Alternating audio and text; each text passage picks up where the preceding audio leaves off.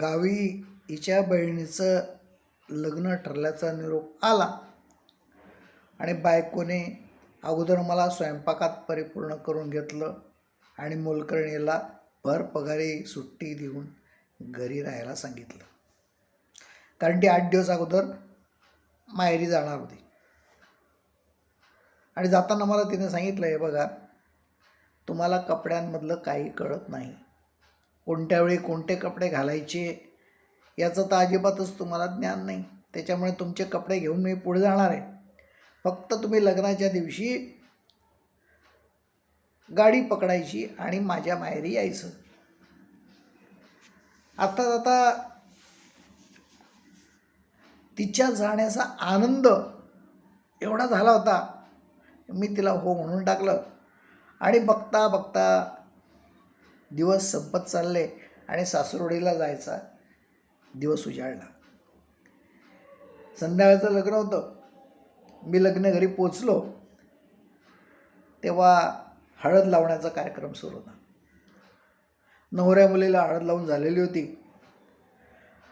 नंतर सगळ्यांनी एकमेकांना हळद लावायला सुरुवात केली आणि नेमका त्याच वेळी मी त्यांना तिथं पोचलेला दिसलो. आणि मी दिसल्याबरोबर सगळ्यांनी चाल करून सगळे माझ्यावरती चालून आले आणि जमेल तिथं जमेल तशी मला हळद लावायला सुरुवात केली.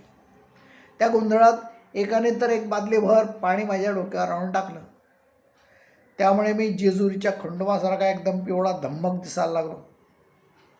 नुकताच गावावरून आलेलो, चहा नाही, पाणी नाही.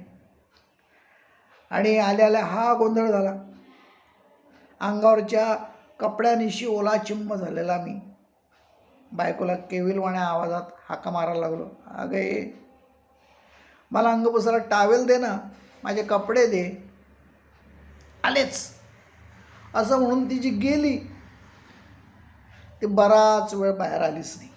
मी आपला ओल्या कपड्यांवरच उभा, सगळ्या आबावडे पाणी निथळत आहे. आणि मग बायको हातून आली आणि मला म्हणाली, अहो ऐका ना, रागवायचं नाही बरं का अजिबात, खरं म्हणजे तुमचे कपडे आणायला मी विसरले.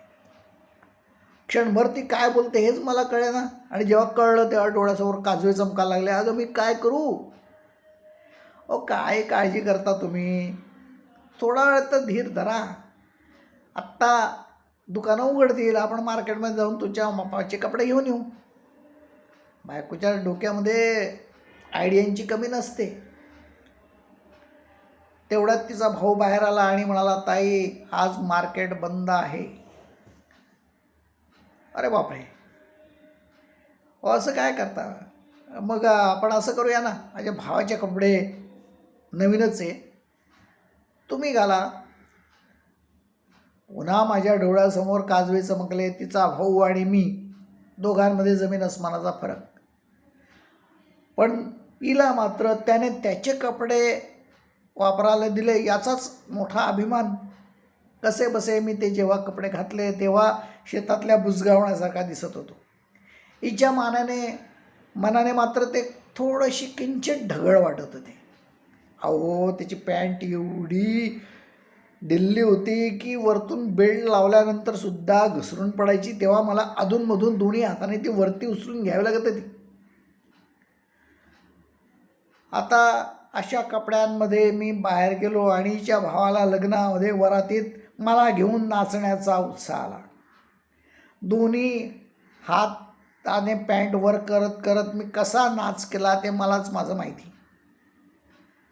नंतर लग्नामध्ये फोटो काढायच्या वेळी त्याच्या गुलाबी साडी असलेल्या मावस बहिणीने जिज्जूसोबत फोटो काढायचा म्हणून मला स्टेजवर ओढून नेलं.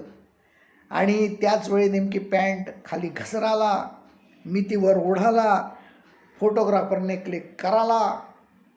एकच वेळ झाली. हिच्या सख्ख्या मामे बहिणीचं लग्न असताना त्या लग्नामध्ये मीच एकटा जावई दिसत होतो, बावळट दिसत होतो. म्हणून बरेच दिवस हीच माझ्याशी नीट बोलत नव्हती. यालाच म्हणतात चोराच्या. लेखक मी स्वतः दत्ता जोशी, अंबरनाथ.